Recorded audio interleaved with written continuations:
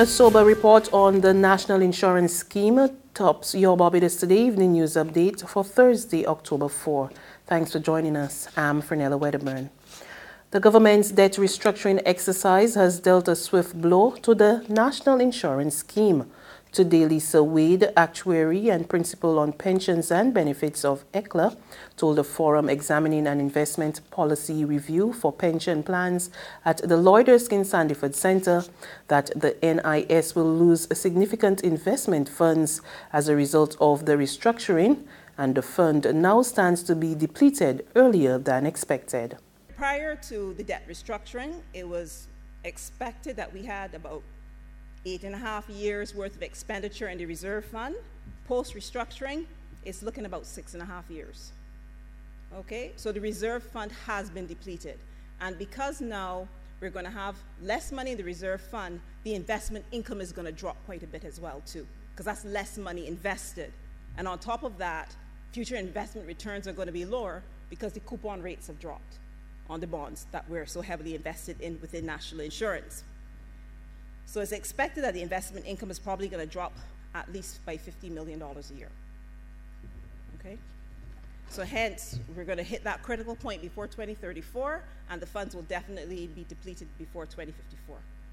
She stressed the urgent need for a national conversation on the way forward, outlining immediate steps that should be taken to confront the challenges head on. The first thing is that the 2017 actuarial report needs to be completed post-haste. You know, it's very difficult to understand because of the type of arrangement and the sheer size of the NIS scheme, exactly what's going on in terms of the rate at which new benefits are being claimed, for instance, okay? And it needs to be made publicly available because I strongly believe that this is a national discussion. All are we in this together, and this is our fund, and things just need to be publicly available. Secondly, more information has to be published on national insurance. Audited financial statements are not published. This has to stop. We should be able to have audited financial statements within a reasonable period of time on this scheme. Barbados and other Caribbean governments are being told to lower taxes and introduce a single airspace to free up the Caribbean skies. At the Caribbean Tourism Organization's State of the Industry Conference on the way in the Bahamas, industry experts today also warned that a lack of cohesive legislation was among the major hindrances to the expansion of the airline industry. Chief Executive Officer of Inter-Caribbean Airways, Trevor Sadler, told Barbados Today that ticket prices are simply too high because of the various government taxes. Citizens of the Caribbean to come together, to have governments recognize that travel in the Caribbean is an essential element for Caribbean citizens, to create a second tier of taxation that begins and ends in the Caribbean with respect to travel.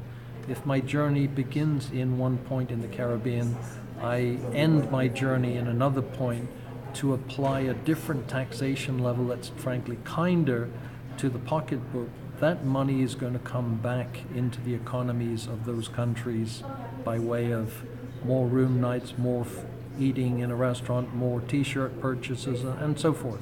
So the money will come back into the economy, which is an important element, not just. In other news this Thursday, despite reports of 74 bedbug infestations over the past year, including occurrences in public spaces like the E. Humphrey Walcott building, which houses several government departments, the holding cells at the District A police station, and the Fairchild Street bus terminal, the Ministry of Health and Wellness has reassured Barbadians they have nothing to fear.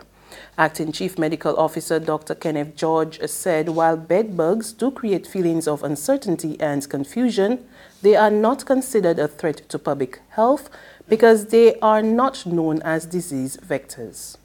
We are aware that still bedbugs cause a lot of uncertainty and sometimes confusion. It can, when it bites your skin, cause some irritation and some redness, and there may even be, in a few cases,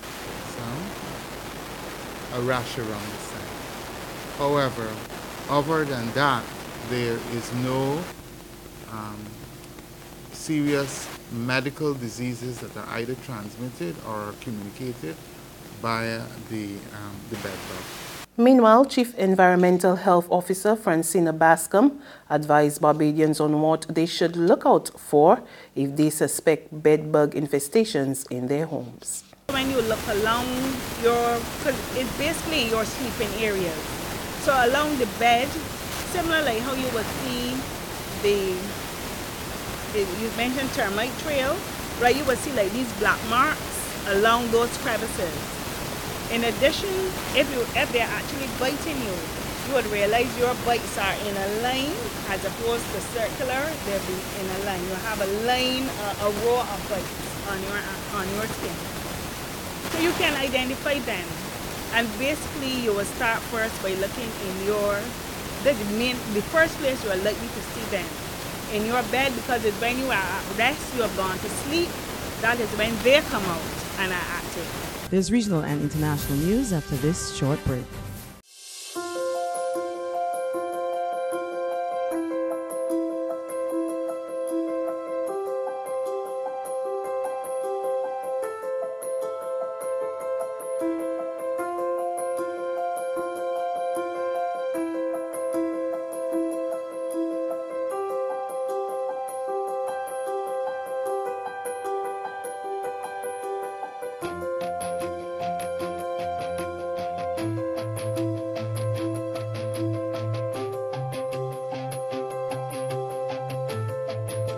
Barbados Today, news you can trust.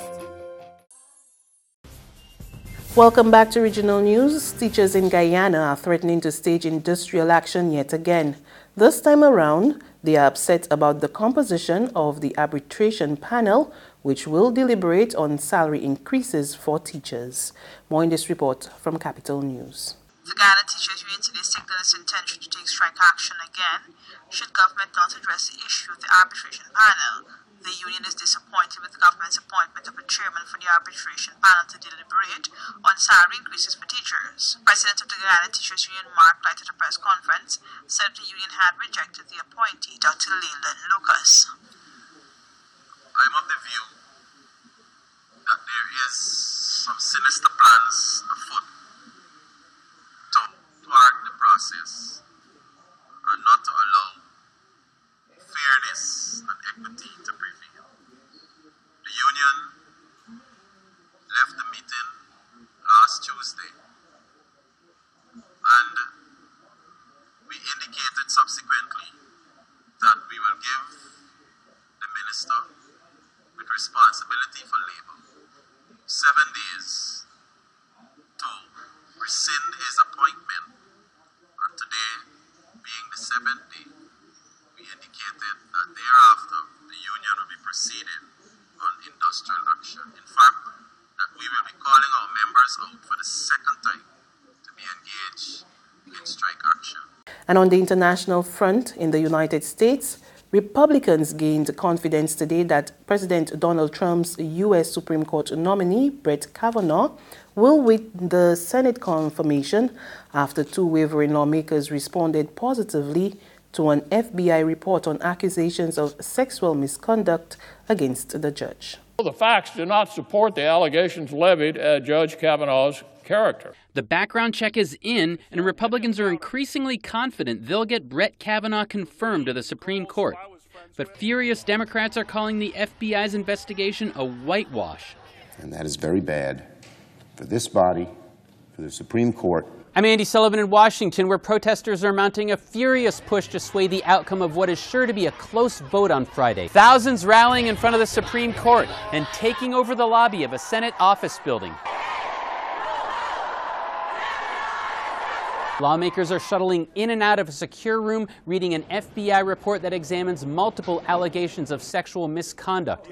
That report is especially important for a handful of undecided senators. Kavanaugh's fate likely rests in their hands. One of those swing votes, Republican Jeff Flake of Arizona, says the report uncovered no new evidence that Kavanaugh behaved inappropriately in high school and college.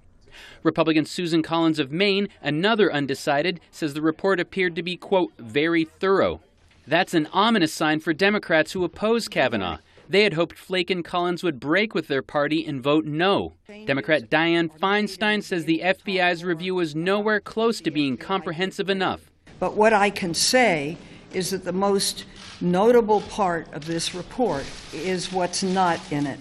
She's faulting the FBI for not interviewing dozens of people who might have shed light on the accusations. And that's news, but for the very latest, visit our website at www.barbadostoday.bb.